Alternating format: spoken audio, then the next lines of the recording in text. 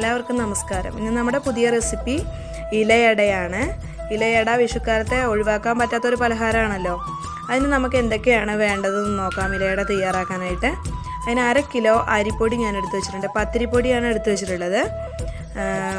പിന്നെ 1/2 മുറി തേങ്ങയാണ് ഞാൻ എടുത്തിട്ടുള്ളത്. 1/2 മുറി തേങ്ങ ചിരകി വെച്ചിട്ടുണ്ട് ഇവിടെ. പിന്നെ അതിന് വേണ്ട 1/2 കിലോ ശർക്കര, 1/2 കിലോ ശർക്കര ചെറുതാക്കിയിട്ട് ചീകി വെച്ചിട്ടുണ്ട്. ഇതാ ഇതുപോലെ ചെറുതാക്കി ചീകി വെച്ചിട്ടുണ്ട്. പിന്നെ നമുക്ക് അതിന് ആവശ്യമായിട്ടുള്ള ഇല, ഒരു 1/2 കിലോ അരിപ്പൊടി കൊണ്ട് നമുക്കൊരു 21 അടയോളം ഉണ്ടാക്കാൻ പറ്റും. അതിന് വേണ്ട ഇല ഞാൻ ഇവിടെ റെഡിയാക്കി വെച്ചിട്ടുണ്ട്. പിന്നെ നമുക്ക് മാവ് കുഴച്ചെടുക്കാനുള്ള വെള്ളം. ഇനി നമുക്ക് ഈ അരിപ്പൊടിയിലേക്ക് കുറച്ച് ഒരു നുള്ളു ഉപ്പിട്ട് കൊടുത്തിട്ട് നമുക്ക് ആ അരിപ്പൊടി ഒന്ന് കുഴച്ചെടുക്കേണ്ടതുണ്ട്. കുറേശ്ശെ വെള്ളം ചേർത്തിട്ട് നമുക്കതിനെ കുഴച്ചെടുക്കാം.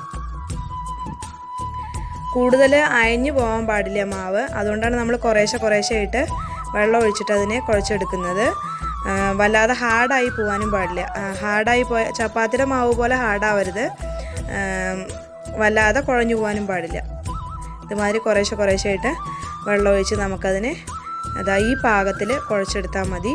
നമ്മുടെ കൈ കൊണ്ട് നമുക്കതിനെ പരത്തിയെടുക്കാൻ പറ്റണം. ഇതാണ് പാകം. കൈ കൊണ്ടാണ് നമ്മൾ ഇലയിൽ പരത്തുന്നത്. ഇങ്ങനെ മതി. ഇതുപോലെ പരത്തിയെടുത്താൽ മതി, ഇതുപോലെ കുഴച്ചെടുത്താൽ മതി അതിനെ. ഇനി നമുക്ക് നമ്മുടെ ഇല എടുക്കാം. നമ്മൾ വാട്ടി വെച്ചിരിക്കുകയാണ് ഇല. ഇതിൽ നമ്മൾ ഒരു ചെറുനാരങ്ങയുടെ അത്രയും വലിപ്പമുള്ള ഉരുളകൾ ഇതിലിട്ടിട്ട് നമുക്കതിനെ പരത്തിയെടുക്കണം കൈകൊണ്ട്. ഇങ്ങനെ കൈകൊണ്ട് ഇങ്ങനെ പരത്തിയെടുക്കണം. കൈകൊണ്ട് പരത്തിയെടുക്കുമ്പോൾ ചിലപ്പോൾ അത് കയ്യിലൊട്ടുന്നുണ്ടെന്ന് തോന്നുമ്പോൾ ഒന്ന് പച്ചവെള്ളത്തിൽ മുക്കിയിട്ട് ഇങ്ങനെ സുഖമായിട്ട് പരത്തിയെടുക്കാൻ പറ്റും. പച്ചവെള്ളത്തിൽ ഒന്ന് മുക്കി കൊടുത്താൽ, കൈയൊന്ന് ഇടയ്ക്ക് മുക്കിയിട്ട് ഇങ്ങനെ പരത്തുമ്പോൾ സുഖമായിട്ട് പരത്തിയെടുക്കാൻ പറ്റും. നല്ല റൗണ്ടൊന്നും ആവില്ല. നമ്മൾ കൈ കൊണ്ട് പരത്തിയെടുക്കുമ്പോൾ നന്നായിട്ട് റൗണ്ടൊന്നും വരില്ല. ഇതുപോലെയൊക്കെ ഉണ്ടാവുള്ളൂ. കനയില്ലാതെയാണ് നമ്മളിത് പരത്തുന്നത്. കന ഉണ്ടെങ്കിൽ ടേസ്റ്റ് കുറവായിരിക്കും. അതുമാതിരി കനയില്ലാതെ പരത്തും. ഇനി അതിൻ്റെ ഒരു സൈഡിൽ ഹാഫ് ഭാഗത്ത് നമ്മൾ നേരത്തെ ചിരകി വെച്ച തേങ്ങ ഇതുപോലെ ഇട്ട് കൊടുക്കണം. ഇനി അതിൻ്റെ മുകളിൽ നമ്മൾ നേരത്തെ ശർക്കര, ചെറുതാക്കി വെച്ചിട്ടുള്ള ശർക്കര ഇട്ട് കൊടുക്കണം. ചില ആളുകൾ ജീരകം, കുരുമുളക്, ഏലക്കായ അതൊക്കെ ചേർക്കും.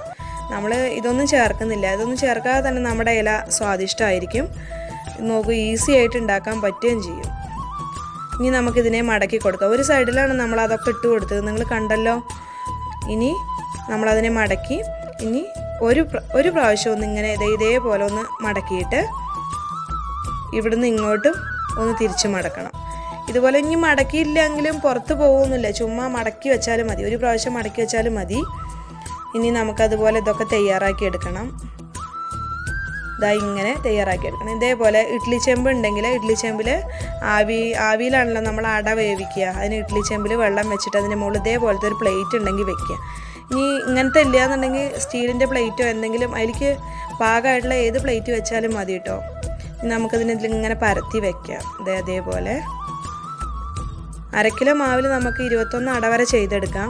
നിങ്ങൾക്ക് ആവശ്യമുള്ള അത്ര പൊടി എടുത്താൽ മതി. ഇതുപോലെ ഇങ്ങനെ അടുക്കി സൈഡാക്കിയിട്ട് അത് എൻ്റെ ഇഡ്ഡലി പാത്രത്തിൽ ആകെ ഒരു 11-12 എണ്ണൊക്കെ വെക്കാൻ പറ്റുള്ളൂ. ഞാൻ 2 പ്രാവശ്യമായിട്ടാണ് ചെയ്തെടുക്കണത്. ഇനി ഇതിൻ്റെ പാകം എന്താണെന്ന് വെച്ചാൽ ഈ ഇലയെന്ന് നമ്മളിങ്ങനെ തുറന്ന് നോക്കുമ്പോൾ ഈ ഇലയിൽ നിന്ന് ഇങ്ങനെ വിട്ടു പോരുന്നതാണ് അതിൻ്റെ പാകം. ഞാൻ നിങ്ങൾക്ക് കാണിച്ചു തരാം. ഇങ്ങനെ ഇല നമ്മുടെ മടക്കഴിച്ചിട്ട് ഇതേപോലെ ഇങ്ങനെ വിട്ടു പോരുന്നതാണ് ഈ ഇലയടയുടെ പാകം. ഇതിൽ ശർക്കര കൂടുതൽ ചേർത്തിട്ടുണ്ടെങ്കിൽ ചെറുതായിട്ട് ഒട്ടിപ്പിടിക്കും കേട്ടോ. അത് കുഴപ്പമില്ല, വേവാത്തത് കൊണ്ടല്ല.